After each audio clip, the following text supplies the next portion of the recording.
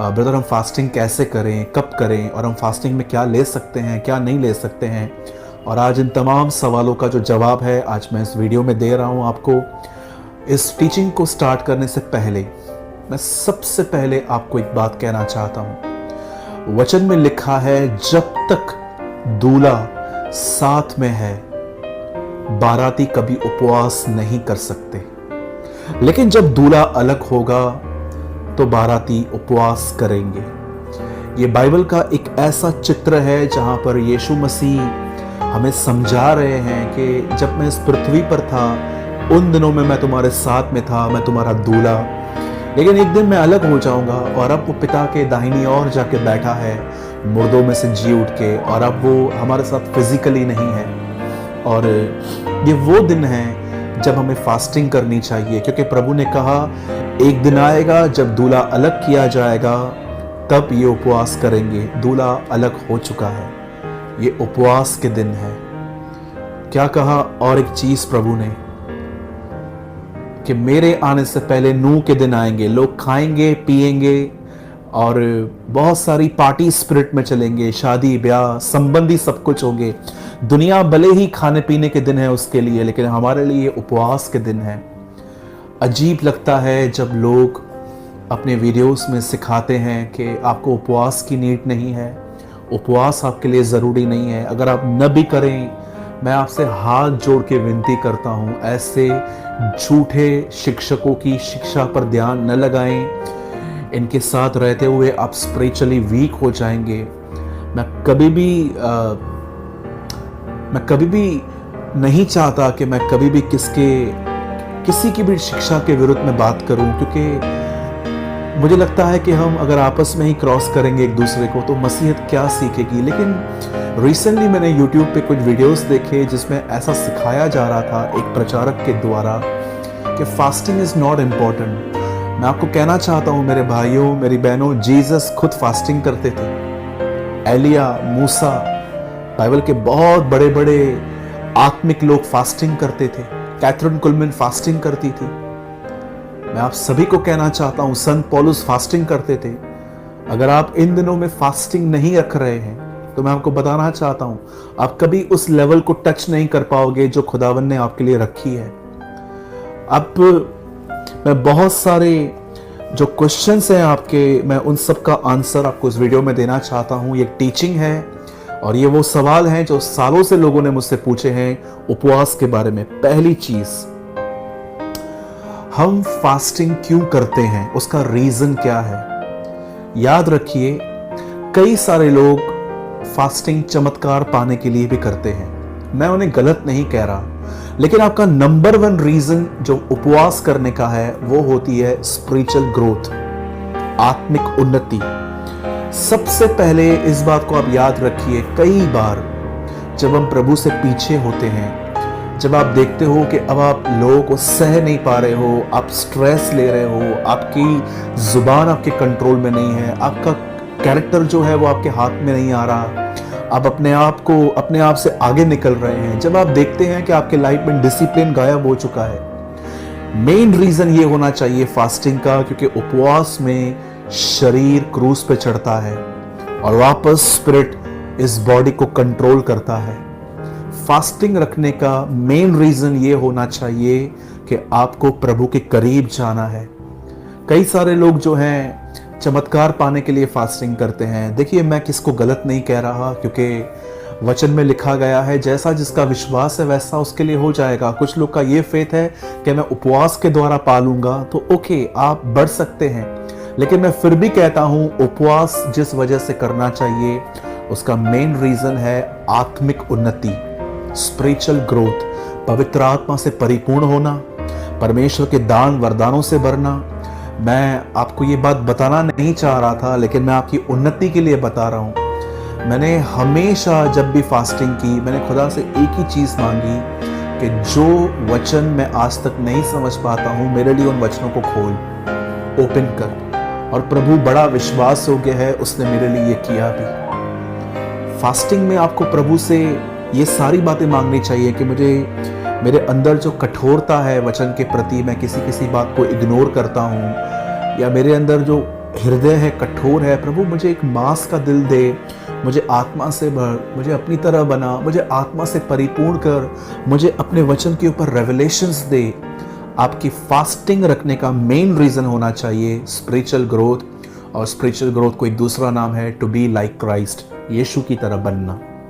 दूसरा सवाल, क्या उपवास रखना जरूरी है? जी हाँ, बिल्कुल जरूरी है। अगर आप नहीं जानते हैं या आपने नोटिस नहीं किया है तो मैं आपको बताना चाहता हूं। मत्ती की किताब, उसमें एक वचन लिखा है, जब तू उपवास करे तो पाखंडियों की तरह उपवास मत करना। ऐसा क्यों नहीं लिखा गया है अगर तू उपवास करे? अगर बाइबल में लिखा होता कि अगर, इट मींस ये आपके ऊपर है, लेकिन बाइबल कहती है जब तू उपवास करे, इट मींस ये आज्ञा है। कई सारे लोगों को लगता है उपवास जो है वो तब रखना चाहिए जब प्रॉब्लम्स हैं या हम देख रहे हैं कि हम पीछे हो गए हैं। मैं आपको कहना चाहता हूं, आपके लाइफ में वीकली फास्टिंग होनी चाहिए, हर हफ्ते उपवास होना चाहिए। हम अपने कलीसिया के अंदर हर महीने 3 से कभी कभी 6 दिन भी हम उपवास कर लेते हैं, 3-3 दिनों के हम उपवास करते थे। मैं आप में से हर एक को कहना चाहता हूं जिनको लगता है उपवास जरूरी नहीं है, या कुछ लोगों को लगता है कि ब्रदर मेरी बॉडी जो है वो रिस्पॉन्ड नहीं करती, मैं बहुत कमजोर हो जाता हूं, चक्कर आते हैं, आधे दिन में मुझे भूख लगना स्टार्ट होती है। याद रखिए उसका एक कारण है। अगर आप उपवास रख के घूमेंगे फिरेंगे, प्रभु के साथ संगति नहीं करेंगे तो आपको भूख लगेगी, क्योंकि जब आप ये निर्णय लेते हैं कि मैं उपवास करूंगा तो आपको प्रभु के साथ समय बिताना पड़ता है और उसी में आपको ताकत मिलती है फास्टिंग करने की। लेकिन अगर आप यहां वहां घूमेंगे और आप प्रभु के साथ संगति नहीं करेंगे, टीवी देखेंगे, तो ये उपवास नहीं है। इस उपवास में कोई जॉय भी नहीं आएगा आपको। पहला सवाल जो मैंने आपको उत्तर दिया कि उपवास स्पिरिचुअल ग्रोथ के लिए रखी जाती है। सेकंड, उपवास रखना जरूरी है क्योंकि बाइबल नहीं कहती है अगर, बाइबल बोलती है जब तू उपवास करे। ये एक आज्ञा है, हम सबको उपवास करना है। और हम पास्टरों को तो मैं कहना चाहता हूं कि हमें तो हफ्ते में कई दिन उपवास करना चाहिए। अब तीसरी बात, उपवास कब करना चाहिए, दिन कौन सा है? क्या हम मंडे को फास्टिंग करें, वेडनेसडे को करें? मैं आपको कहना चाहता हूं आप फास्टिंग किसी भी दिन कर सकते हो, कोई दिन नहीं है। ओल्ड टेस्टामेंट में वो दिन था जब वो कुछ भी काम नहीं करते थे, सब्त का दिन, लेकिन अब हमारे लिए सब्त नहीं है, हमारे लिए सब दिन एक समान है। यीशु ने क्या कहा? सब्त का दिन मनुष्य के लिए बनाया गया है, मनुष्य सब्त के दिन के लिए नहीं बनाया गया है। हमारे लिए डेज इंपॉर्टेंट नहीं है। आप जब चाहें, चाहे आप सोमवार से लेकर रविवार, मंडे से लेकर संडे तक, आपको जब चाहिए आप उपवास कर सकते हैं। मैं आपको अपनी पर्सनल बात बताना चाहता हूं। मैं कब उसी दिन में फास्टिंग करता था क्योंकि मुझे पता था कि आज मुझे होल डे छुट्टी है, मुझे घर से निकलना नहीं है, कुछ काम नहीं होगा क्योंकि आज मुझे छुट्टी है। और मैं उस दिन परमेश्वर के साथ समय बिताता था उपवास करने में, और शाम को चर्च से होकर फिर मैं घर पे आके खाना खाता था। मैं आपको सजेशन दूंगा कि जिस दिन आप, अगर ये आपकी मर्जी हो तो जिस दिन आपको छुट्टी है उस दिन फास्टिंग कीजिए। पर अगर आपको लगता है कि नहीं, जिस दिन हम लोग को छुट्टी होती है, हम उस दिन फैमिली हम लोग जाते हैं कहाँ पर, तो इट्स ओके, किसी और दिन पे कीजिए। फास्टिंग आप कभी भी कर सकते हैं। फास्टिंग के लिए कोई डे नहीं है कि इसी दिन करोगे तो ज्यादा इफेक्ट होगा। जी नहीं, बाइबल में ऐसी कोई टीचिंग नहीं है। चौथा सवाल, हम फास्टिंग में क्या खा सकते हैं, क्या पी सकते हैं? मैं आपको कहना चाहता हूं फास्टिंग में आप चाय ले सकते हैं, जूस ले सकते हैं, मिल्क ले सकते हैं, आप कोई भी जो लिक्विड्स होते हैं आप उनको ले सकते हैं। और आपको रात को एक वक्त का खाना खा लेना चाहिए।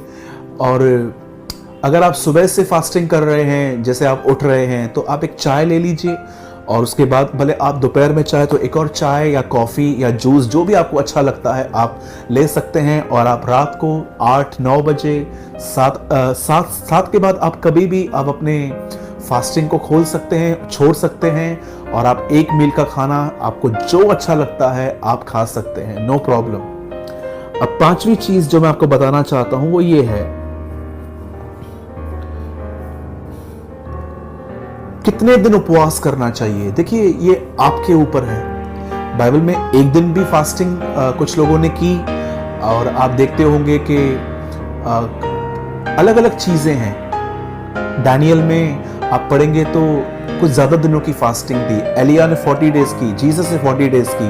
तो ये आपके ऊपर है। और मैं आपसे ये बात कहूंगा कि अगर हो सके तो वीक में कम से कम 1 दिन या 2 दिन फास्टिंग कीजिए। और अगर उसके बाद आप ज्यादा कर रहे हैं तो आप ये देखिए कि आपका पर्पस क्या है।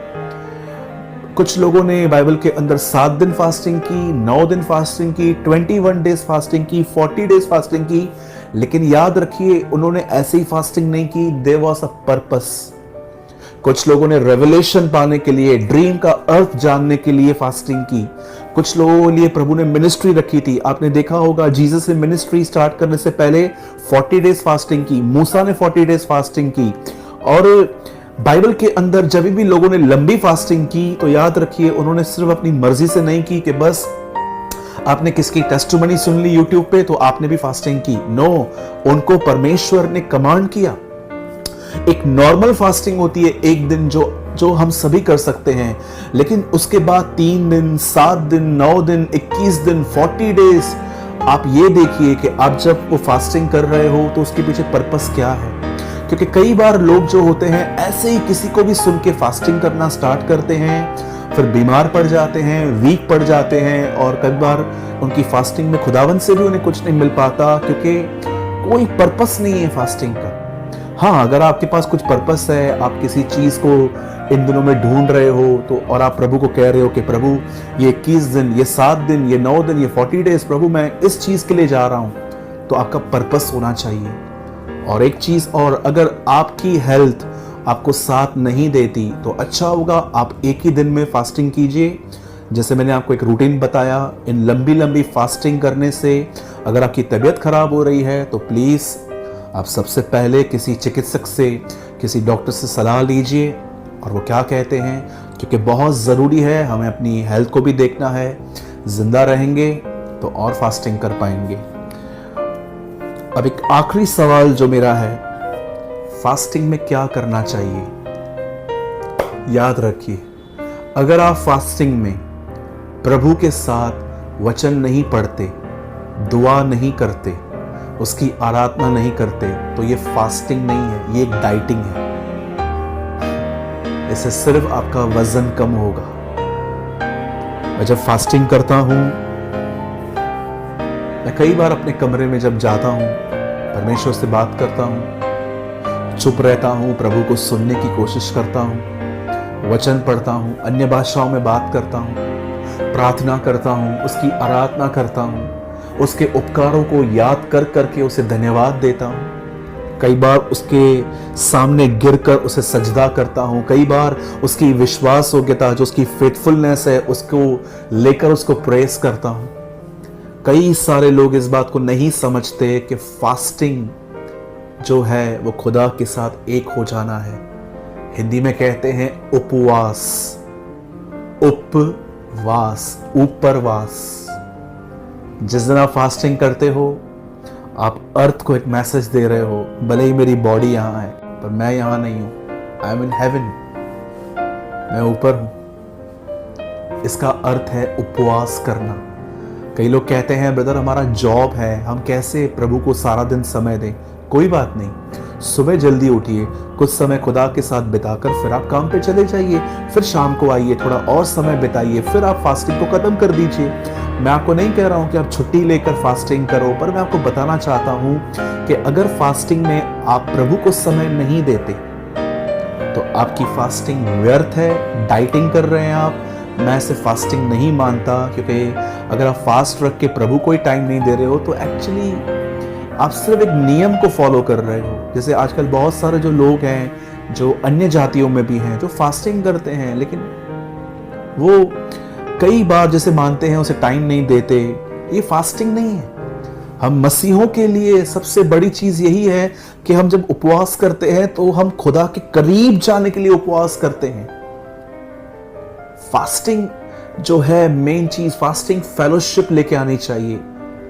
आप जानते हैं जब आदम ने पाप किया तो वो जो कम्युनियन थी, जो कम्युनिकेशन था, वो ब्रेक हो गया। लेकिन जब आप उस प्रभु भोज को तोड़ते हैं तो उसका हम इसे क्या कहते हैं? Holy communion. ये रोटी नहीं है, ये मेरी सहभागिता वापस जुड़ रही है इस रोटी के द्वारा। यीशु मसीह की मौत को दर्शाता है ये कि मैं यीशु के मौत के द्वारा एक बार फिर से पिता के साथ जुड़ूंगा।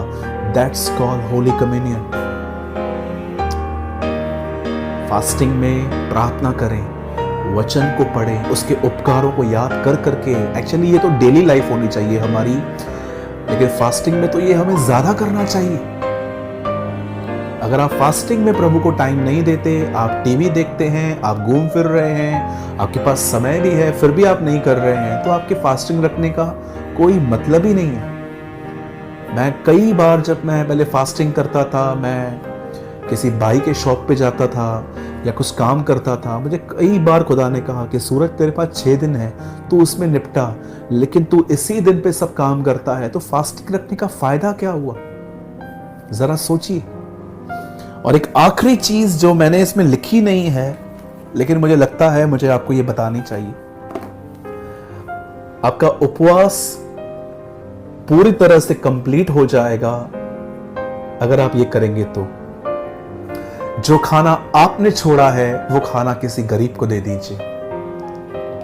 देखिए आपके बिल्डिंग में, आपके घर के आसपास क्या कोई ऐसा व्यक्ति है जो 2 वक्त की रोटी के लिए रास्ते पे बैठा रहता है, घर घर जाके मांगता है?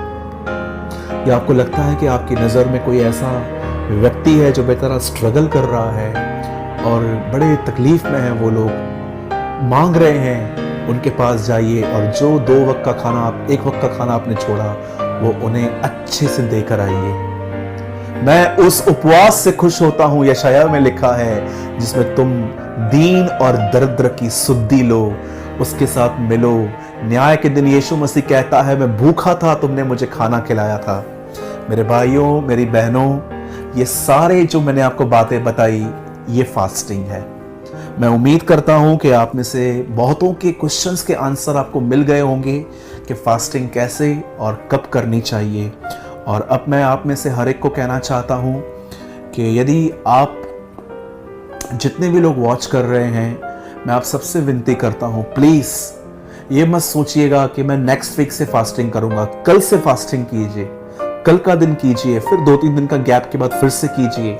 अगर आप ये भी सोचेंगे ना 2-3 दिन के बाद मैं ये करूंगा, डेविल इस वर्ड को चुरा के लेके जाएगा। और मैं उम्मीद करता हूं कि आप सभी ने आज कुछ लर्न किया होगा।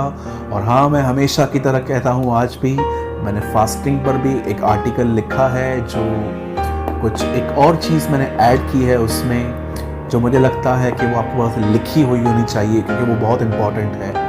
और मैं